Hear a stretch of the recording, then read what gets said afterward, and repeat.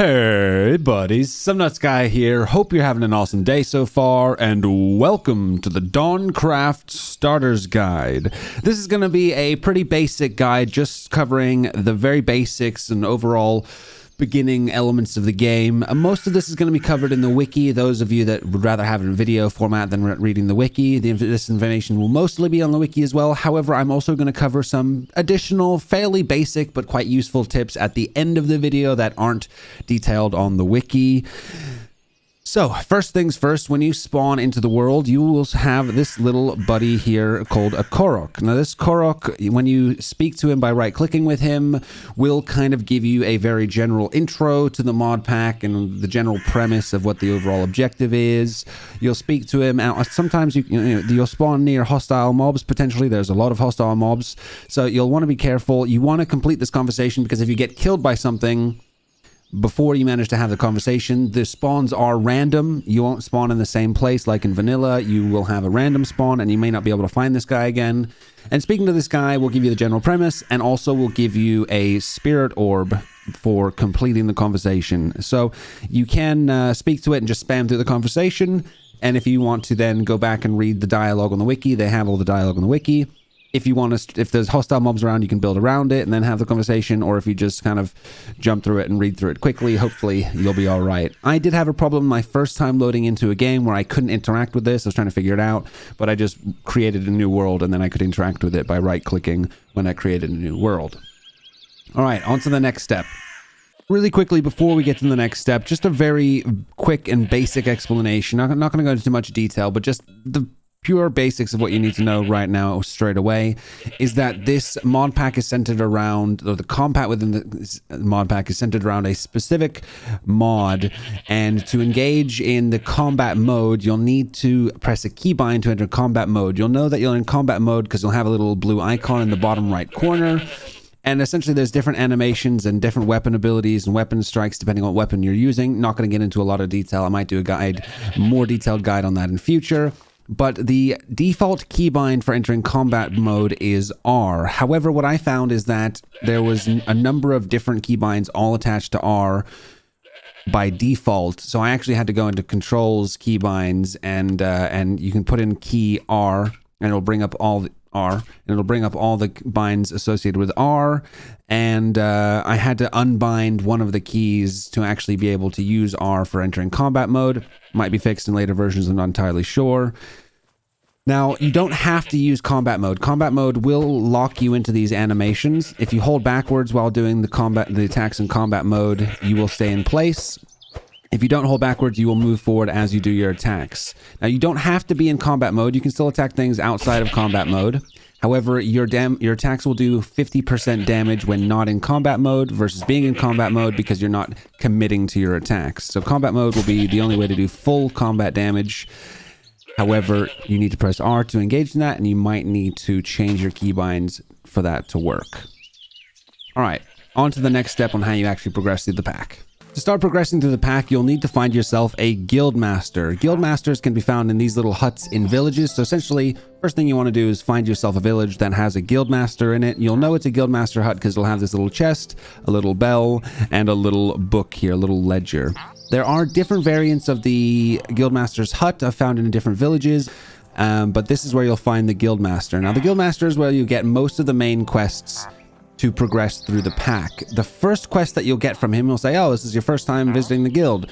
You'll do your first quest, which is to kill 10 pillagers, and this is the quest line, or the quest that will unlock the dodge roll ability. You will not be able to use dodge until you've completed this quest.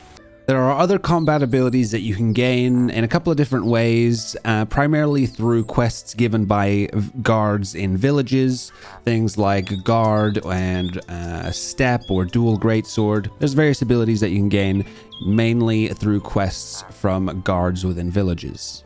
A very important mechanic within the game is the reputation that you have with villagers. It very much encourages you to live alongside villagers and not to harass them in any way. And if you go to this ledger, this is how you check what your reputation is. If you right click this, it'll say kind of what your reputation is. Currently, we're a neutral entity. We have neither positive nor negative reputation with villagers currently. Positive reputation is good. The villagers will give you discounts on trades, etc. Negative reputation obviously is bad. If you get slightly bad, they won't trade with you, can't get quests from them. If you get very bad, then they will attack you on sight. This book is how you check your reputation. Now, if you end up with a negative reputation, you're going to need to use this chest here to gain positive reputation back. Things that will decrease your reputation include stealing from villagers. Well, it's not the act of stealing, it's actually the act of opening their containers. So if you open their chests, if you destroy their chests, if you destroy their beds, or if you harm villagers or the iron golems that are around, these are all the things that can decrease your reputation. So let's find a chest really quickly and show you what that looks like. As long as you don't have line of sight, as long as there's no villagers within line of sight from you, you won't get negative reputation for doing any of these things. Well, hitting villagers, obviously they have line of sight of you, but if you want to try and steal their loot, you have to do it out of line of sight of a villager. So, you know, there's no one in here. I can open this fine.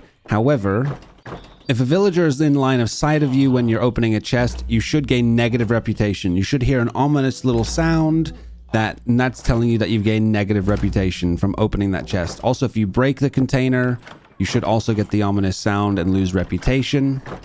And now that I've done that, it says, it seems you are unwelcomed in this village.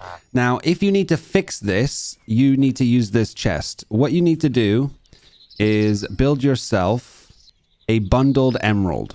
So it's basically 8 emeralds around a leather. That creates a bundle of emeralds. And then you'll put that bundle of emeralds in this chest here. It'll go like that. And it will not register the reputation increase until you sleep. So you need to sleep overnight. And then once you've slept and you come back to this ledger over here, hopefully it should now say you're a neutral entity again. If you've committed a large amount of crimes, they will attack you on sight, and it might take a number of bundled emeralds to gain that reputation back, but most petty crimes will only take around 1 to 2 bundles. It can only be 1 bundle per day, and you have to sleep for that single bundle to register, so it does take a little bit of time to rebuild the trust with the villagers. Even if your reputation is neutral or above, you won't be able to trade with villagers straight off the bat. You'll need to earn a trading contract for the specific type of villager you'd like to trade with by completing a quest for that type of villager. Not all the villagers are going to give you quests, so you'll have to find, say, for example, in this case, a cleric that is giving you a quest to earn yourself a trading contract for the cleric's guild. Now, even if you have this straight off the bat, you can't use it straight away, you'll need to sign it. So you'll take this to a lectern, or you'll place down a lectern, and you'll crouch and right click. It says I've already signed it because I've already signed it. However, if you die and recollect this, you'll need to re-sign it again. Once you have the trading contract, you can then go to a villager and start trading. Many of the different useful blocks in the game, such as the blast furnace, the anvil, fishing rods, grindstones, taming or interacting with dragon mounts, well, it's not a block, but yeah, other villager POI or items like these will require you to have the knowledge of that specific item to be able to actually use them. And these are gated behind villager interactions. So say, for example, you want to use the anvil, you'll have to speak to a blacksmith with an exclamation mark above his head and pay for him to teach you how to use it. It'll cost around 15, give or take, emeralds to learn that, and then you'll be able to use the anvil. There's a select few of these types of items, including the anvil and items from the create mod, that will be gated behind main quest lines. So to be able to gain access to the anvil as well as a few of the other ones, you'll have to complete you'll have to be progressing through the main storyline and collecting the special ender eyes that the Korok tells you about at the beginning to progress to the point where you can actually use the anvil, items from the create mod, as well as a few of the other ones as well. In terms of progressing through the pack, the main point of the pack is to collect these types of special ender eyes from various boss entities throughout the world, some of which you can find randomly, some of which the guildmaster will direct you towards. But this is sort of the main purpose of the pack, is to collect at least 12 of these eyes, and then to defeat the Ender Dragon was, the ultimate goal here. But this is kind of the progression through the pack. One of the ways to progress in terms of your overall strength, in terms of gaining extra health or additional stamina, is by collecting spirit orbs. The first of which you'll have gained from speaking to that first Korok at the very beginning when you load into the world. Once you've collected 4 spirit orbs, and they are gained by completing puzzle dungeons, which funnily enough look like this, and there'll be like a parkour or some kind of puzzle that you need to complete, which will then reward you with spirit orbs. Once you have 4 spirit orbs, you'll want to take it to a goddess statue, and as you can see, you can change 4 spirit orbs for either a heart container or a stamina vessel. Another way you can increase your health or your stamina will be at a horned statue. The horned statue requires you to use essences and emeralds to gain heart containers or stamina vessels. Essences will be dropped rarely by church doctors, big rats, and ogres. Once you get an essence, whether it be by a drop from a big rat, ogre, or a church doctor, you'll just right click it and that will bind it to your account. I'm in creative, so it didn't consume it, but if I go in here and now say 1 out of 6, if I was in survival, I'd right click it and it would disappear, and I click on it and this will now say 2 out of 6. So it kind of, you can right click it and it will bind it to your account. So if you get one of these drop, just right click it in your hotbar and it will bind it to you. And then when you visit a horn statue, you'll be able to spend those as long as you've accrued 6 in total. That's essentially the majority of what I wanted to cover in terms of the very basic elements. There's a lot to this pack, and I'll be doing a lot more guides on individual features and functionality in various bits and pieces, as well as a few just generalistic tips and tricks guides for just sort of a mix of useful things that I find out along the way. One of the most important mods in this is the Apotheosis mod, which adds a lot of different features and overhauls some of the existing features, one of which is enchanting. Enchanting is completely overhauled with Apotheosis. You can get enchants up to level like 150 instead of just 30 of the normal vanilla Minecraft. It gets a little bit complicated. We're not going to go into that. I will be definitely doing a specific guide on enchanting, how it works, how to get the maximum value out of your enchanting table, etc., etc. It also adds certain boss types, so you can find sort of rare, common, uncommon, rare, legendary bosses, which is basically just a named mod. You'll be able to see the name through walls or through the ground, and the color of the name will indicate what level of boss it is. They drop good loot and they're quite strong. Some of the legendary ones will be incredibly hard to beat. I'll go into more detail on those kind of things in later guides as well. There's some other really cool mods in this pack, like Ars Nouveau. I don't know how to pronounce that. Ars Nouveau, which adds a whole bunch of really cool magic stuff and automation. On there's create mods. So I'm going to be doing a lot of individual guides on how to do various different bits and pieces with the various different mods as well. I did mention at the beginning that I give you some additional very basic tips and tricks, just really a couple of minor useful things that I found out along the way so far. First of which is that you want to carry around paper with you. Paper is going to be used by villagers to create maps for you to complete certain quests, so having a couple of bits of paper on you when you're looking to complete quests is a good idea. There is a backpack mod, which is really useful, and it's very easy to create the first backpack. The recipe is very, very simple for the first backpack, and upgrading that to an iron backpack and then a gold backpack is also quite easy. And these have lots of additional storage. So I've given myself the lowest tier backpack here. I can right click it in my inventory and it will have a decent amount of storage space. But just upgrading to an iron backpack, which only will take 8 iron ingots additional, will give you a double storage space. And you can actually put this into your bauble slot for your back, and you'll carry it on your backpack. And you can then bind a key to open that backpack directly. You don't have to have it in your hotbar. You can key bind this. I think I put mine on B, but I had to move some other key binds around because there are a lot of key binds, a lot of overlapping key binds. So you'll have to, best thing to do is if you go to options, controls, key binds, if you want to say put backpack, you can put in backpack, open backpack is B. But then also if you want to double check if there's any overlapping key binds, you can press B, and that'll show you all the key binds associated with B. And then you can remove any overlaps that are in the way. Another really useful mod is the Antique Atlas mod. So an atlas is crafted quite simply with a compass and a book and quill. Or apparently in this one it's just a book and a compass as well will work. The Antique Atlas is really useful. It'll create a map for you as you explore. I don't know what this weird generation is, to be honest, but it will also allow you to put markers. Now, putting markers down is really useful. Maybe you want to save a dungeon that you wanted to go back to, you weren't quite ready for yet, maybe a battle tower or whatever the case may be. Often what I'll do is I will put a villager marker. So there's a village marker by the waystone. So I'll right click on the waystone. You can actually Control A and Control C the waystone name, and then you can Control V it into here. If you shift click on the Atlas marker maker, it will make a marker on your spot. So I walk up to a waystone, right click the waystone, copy and paste, or copy the waystone name, and then I will open the Atlas, shift click, Control V the name in, and then create the marker.